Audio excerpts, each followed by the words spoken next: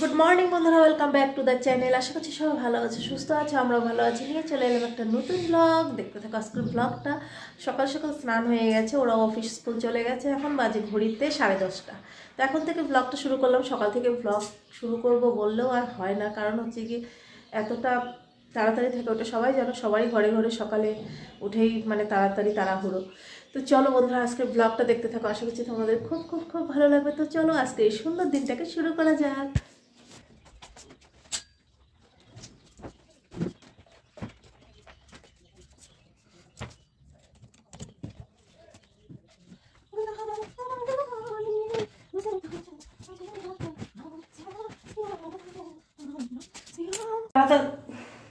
তাড়াহুড়ো করে সব মানে সমস্ত কাজ করেছি, শুধু ঘর ঝাড়ু আর মোছাটা বাকি আছে।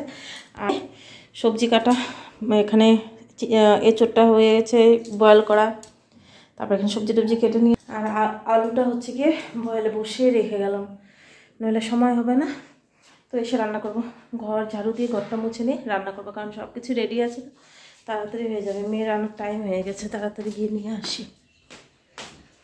ভাবলাম আজকে তাড়াতাড়ি ও অফিস থেকে আসার আগে রান্না হয়ে যাবে, কিন্তু ও এসে বলছে 12:30টাতেই, মানে আরেক জায়গায় যাবে অফিসের কাজে। তো বলতে খেয়ে যাবে, আর আমি সব কিছু করে নিলাম। স্কুল থেকে এসে মেয়েকে স্নান করিয়ে দিলাম, তারপরে ঘর ঝাড়ু দিয়ে ঘরটা মুছে দিলাম। আগে জানলে তো রান্নাটা আগে বসিয়ে দিতাম, সব কিছু রেডি আছে, শুধু রান্নাটা করা বাকি।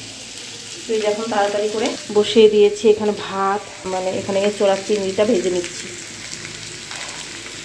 তো ওকে বললাম আধা ঘন্টা ওয়েট করো, হয়ে যাবে। জানি না এখন না খেয়ে চলে না যায়। আমি না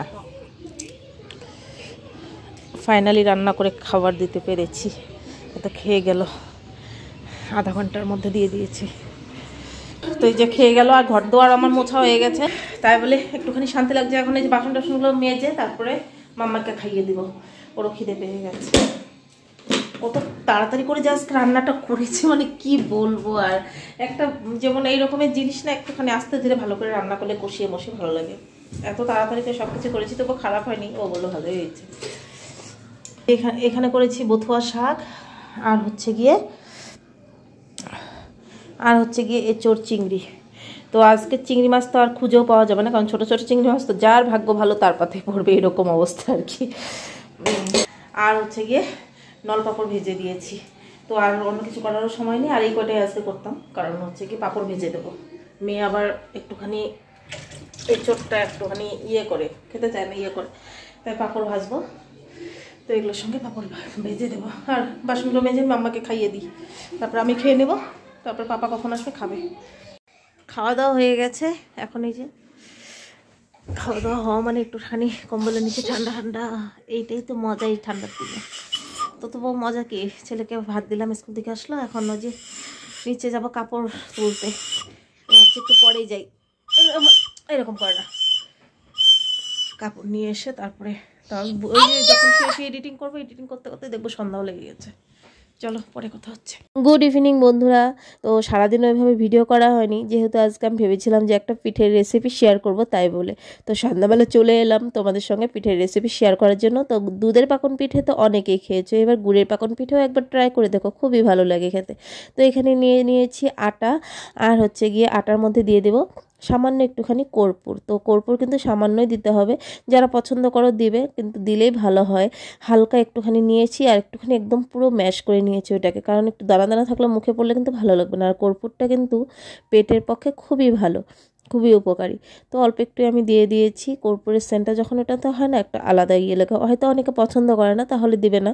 তারপর দিয়ে দিলাম আমি 1 চামচের মতো সাদা তেল। এখন এটাকে আমি ময়ান দিয়ে নেব ভালো করে। তো এখানে এখন ময়ান দিয়ে নিচ্ছি। তো অনেক দিন থেকে ভাবছিলাম বানাবো, কিন্তু আর হচ্ছিল না। তো ভাবলাম ফাইনালি আজকে বানিয়েই নিই, কারণ আমার মানে যেটা আর কি খিসা বলে, পুরটা ওইটা করাও আছে, তাই আর কি আজকে বানিয়ে নিচ্ছি। তো দেখো ময়ান ভালো করে দিয়ে নিতে হবে, নইলে কিন্তু নরম মানে একটু কম হবে আর কি, ময়ান দিলে ভালো হয়। তারপর আমি একটুখানি সামান্য দুধ, সামান্য না মানে জলের বদলে দুধ দেবো, আর উষ্ণ গরম দুধ, মানে যে হালকা গরম দেখতে পাচ্ছ, হালকা ধোঁয়া উঠছে, একদম বেশি গরমও না, যেভাবে আমরা জল দিই জলের বদলে আমি এটাকে দুধ দিয়ে মাখবো, তাহলে জিনিসটা একদম নরম তুলতুলে হবে, ভালো লাগবে খেতে। তো এখন এটাকে যেভাবে আমি আটা মাখি বললাম, ওইভাবেই এখন আমি মেখে নেব দুধ দিয়ে। তো দেখো মেখে নিচ্ছি এটাকে। তো তো দেখো এখন আমার মাখা কিন্তু হয়েছে, এখন ভালো করে ঠেসে ঠেসে মেখে নিতে হবে, নইলে তো ভালো হবে না। তো ঠেসে ঠেসে দিয়ে দেখো আমার এখন মাখা হয়ে গেছে। এখন আমি মানে লেচিগুলোকে কেটে নেব ছোট ছোট করে, যেভাবে পাকন পিঠে দুধের পাকন পিঠের বানানো হয় ওইভাবেই এটাকেও বানাবো আর কি। তো এইভাবে ছোট ছোট করে একদম নিতে হবে। তো দেখো, আর এই যে এইভাবে ছোট ছোট, মানে এটা ভালোই বড় হবে কিন্তু একদম যে ছোট হবে ওইটাও না, পুরীর মতো লেচি কেটে নিচ্ছি। এটাকে আমি ছোট ছোট করে একবারে সবগুলো কেটে মানে লুচিগুলো বানিয়ে নিয়ে তারপর দেখাচ্ছি। তো দেখো জায়গাটা একটু মুছে নিয়ে, এই যে লুচিগুলো আমার বানানো হয়ে গেছে, আর হচ্ছে কি জায়গাটা মুছে নিই, কারণ এখানে আমি বানাবো। আর এখানে এই যে আমার পুরটা আগে করা ছিল, এটার মধ্যে নারকেল, দুধ, গুড়, চিনি এগুলো দিয়ে আমি জাল দিয়েছিলাম, জাল দিয়ে শুকনো করলেই কিন্তু পুরটা হয়ে যায়। তো দেখো এখানে আমি এখন বেলে নিচ্ছি। তো এইভাবে রুটি মানে লুচির মতো করে আমি এভাবে বেলে নিচ্ছি। আর এটার মধ্যে দিয়ে দেবো আমি হচ্ছে গিয়ে নারকেলের পুর। তো তোমরা চাইলে বেশি করেও দিতে পারো, চাইলে কম করেও দিতে পারো, তোমাদের এটা ইচ্ছে। তো আমি এই যে এতটুকু করেই দেব, দিয়ে এখন এটাকে ভাজ করে নেব, মানে আটার ইয়েটাকে পুরির মতো যে বেলেছে এটাকে ভাজ করে নেব। তো দেখো এখানে এটাকে ভাজ করে নিয়ে এখন এটাকে ভালো করে ঠেসে দেবো, নইলেই তো ফেটে গেলে ওটার ভিতরে তেল ঢুকে যাবে আর ভালো হবে না খেতে। তো ঠেসে নিয়ে তারপর ওইটাকে আমি একটুখানি ছুরি দিয়ে কেটে নিচ্ছি, তোমরা চাইলে কিন্তু চামচ দিয়েও কেটে নিতে পারো, কারণ নরম তো কেটে যাবে। তো দেখো এটাকে সুন্দর একটা কিন্তু শেপ এসে গেল এইভাবে। আর হচ্ছে কি এমনি দিলে অতটা ভালো লাগবে না, দেখতেও ভালো লাগবে না, খেতেও কিন্তু লাগবে না। তো দেখো এভাবে কেটে নিলে দেখতেও সুন্দর হয়, ডিজাইনটাও সুন্দর হয়, তো যখন তেলে দেবো সুন্দর ফেপে ফুলে উঠবে। তো দেখো একটুখানি তোমাদেরকে দেখিয়ে দেই, আর তারপর আমি সবগুলোকে একবারে বানিয়ে নিয়ে এসে তোমাদেরকে দেখাচ্ছি। তো দেখো এখানে আমার সবগুলো বানানো হয়ে গেছে একবারে। এখন আমি সাদা তেল গরম করেছি, করে গ্যাসের আঁচটাকে একদম কমিয়ে দিয়ে ভেজে নিচ্ছি 2-3টা করে, কারণ হচ্ছে গিয়ে একটা গরম তেলে দেওয়ার সঙ্গে সঙ্গে কিন্তু লালচে হয়ে যাবে।